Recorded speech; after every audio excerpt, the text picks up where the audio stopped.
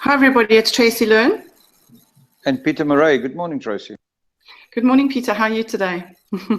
I'm great, and how are you? Fantastic. And just look at this graph. I mean, it's incredible. It's going at 767 at the moment. So the Bitcoin price is starting to move again. Tracy, we were just discussing, with the prices moving up on the spot markets in different countries on local Bitcoins and, local trading, the exchange prices are too low in my view. Actually, do you know, I've actually just looked into India because obviously there's all sorts of things going on there with the demonetization. And the prices that people are trying to sell their Bitcoin for on local Bitcoins is ranging from $915 up to 1,200 odd. Yes, this is amazing. And we've seen this in so many other countries. I'm thinking about Nigeria, even Venezuela. There's premiums everywhere. There seems to be a premium in the local markets. Yes, they are. So it's actually quite crazy what's going on. So at the moment, you were just saying earlier, Bitcoin at the moment is pretty cheap on the exchanges. So if spare money, consider getting Bitcoin. Yes, I think exchange prices are too low, so this is the time to buy. And I think I hate to admit it, but you're going to be right again with your Bitcoin prediction. We're going to pass $800 Bitcoin soon. Well, that's exciting times. So let's just go to the news. Peter, we're on our Facebook page. So anybody who's listening to this and check out these stories, lots of information on that page. So let's talk about quantum computing. It says here, new developments in quantum computing impact Bitcoin.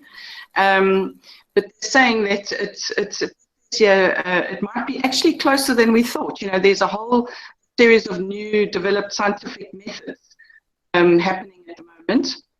Quantum computing. Well, we're going to compute at the speed of light, I think. This is what it means. And, we know computing power is going to increase over time. So this is just good news. This will make everything better. Yeah, and actually they say that Microsoft, Intel, Google, and IBM are very, very excited about it. So yeah, great move ahead. See what's actually going to happen with it. But they're also warning that Bitcoin and Internet of Things devices would not be immune from quantum-based attacks. But as we're saying, when things start to develop, people start making things to counteract. So let's just move up here. Andreas.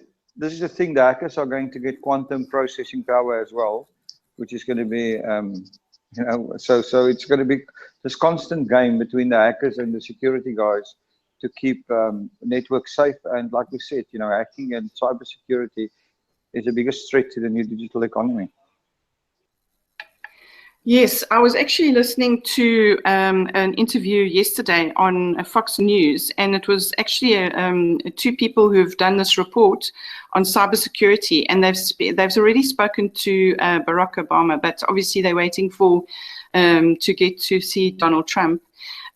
Because and also what they're saying, that it is so important, this whole cybersecurity thing, and it's going to create a massive opportunity for jobs, because there's going to be cybersecurity practitioners out there going into companies, making sure that they're not vulnerable. So here's another area where the digital economy is actually opening up to opportunity. There are plenty of new jobs going to be created in this new economy. And if you're looking for a career change, or you're starting a career, it's somewhere to look. Absolutely. So let's go on to this article, why Bitcoin privacy is understated. It's also just here about, what's actually happened since we've had this demonetization, also the IRS, wanting to find out information from people. There seems to be quite a few people a bit to say about this. Yes, absolutely. And, Yeah, I think demonetization is the new buzzword among economists. Like you said, India, Spain, whoever. And this is having a major impact on the public.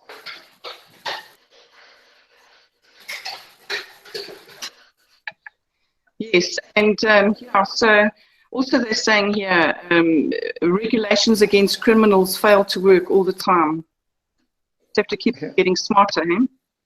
Well, it's not only that. The thing is, most of the stuff is used by normal people, and there's a very small criminal element, and the whole world now has to comply to the criminal element. And this, to me, is crazy.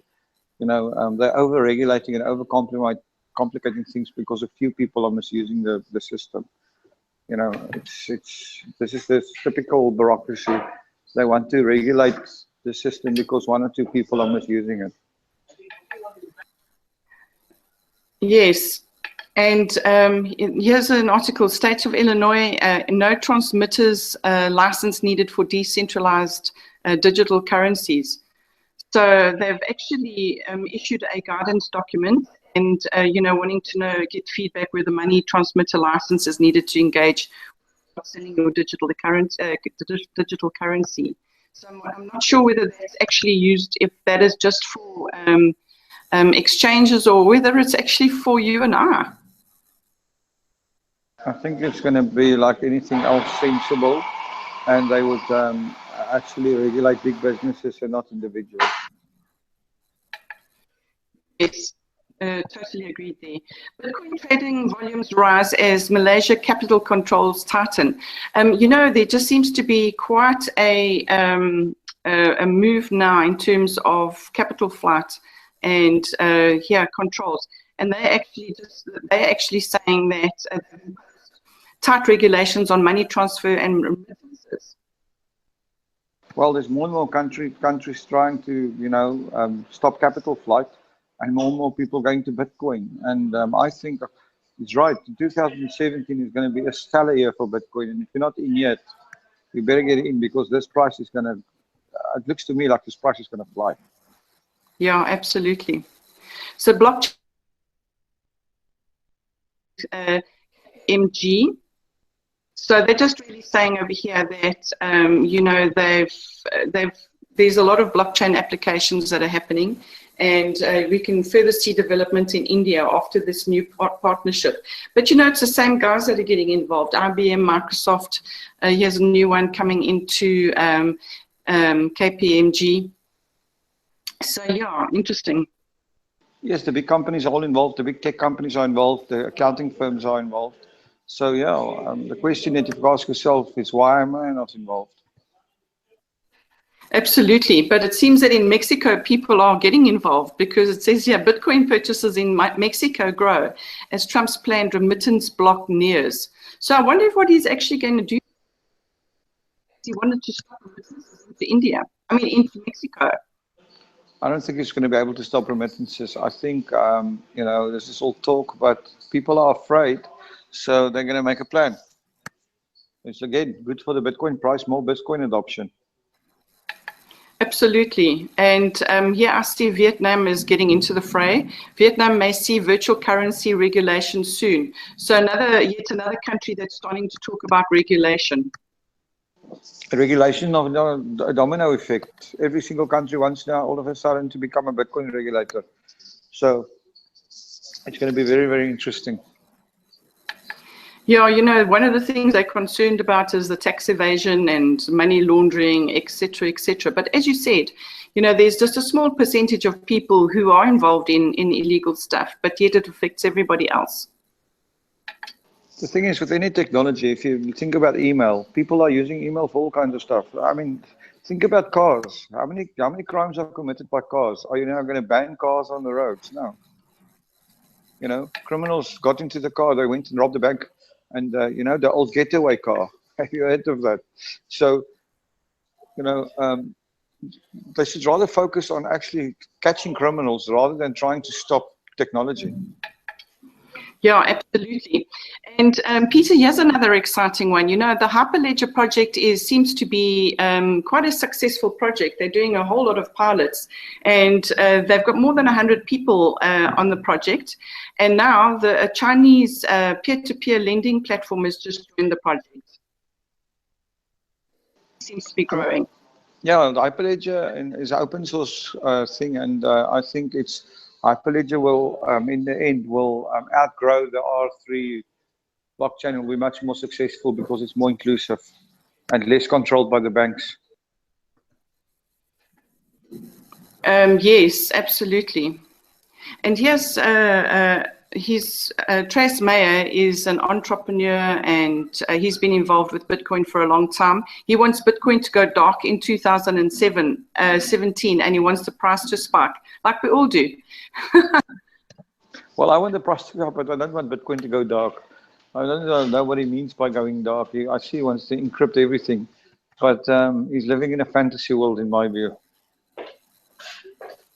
Yeah, because he's talking here about that, you know, about the IRS and Coinbase and, you know, all that type of thing. Unfortunately, yes. And, you know, this is not the way to go forward. Here's another interesting one. SAP talks up Africa blockchain with 2017 conference. There's a conference happening in Johannesburg on between the 1st and the 3rd of March next year, and it seems that SAP are involved.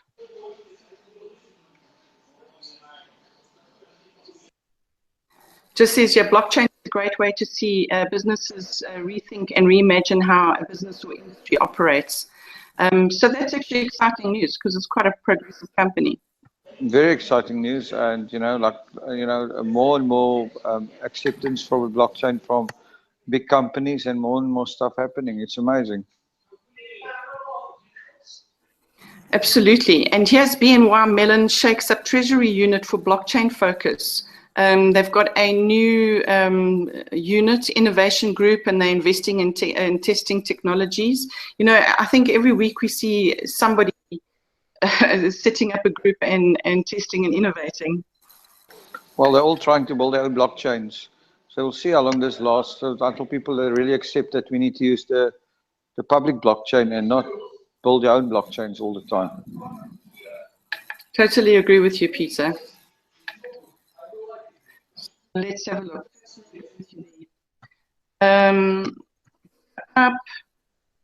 Confirmed transactions. I wonder what's going on with the transactions these days. Is it improving? I know last week there were some issues. It was actually the busiest week for Bitcoin last week. Well, we've been finding this week that transactions are quite fast, but I don't know if that's any consolation for anybody, because we are obviously only a small part of transactions taking part over the network. So we'd like some feedback, guys. If you have problems with transactions or stuff, leave us a comment. Yeah. So here's another one. JP Morgan, HSBC, Credit Agricole actually been fined $500.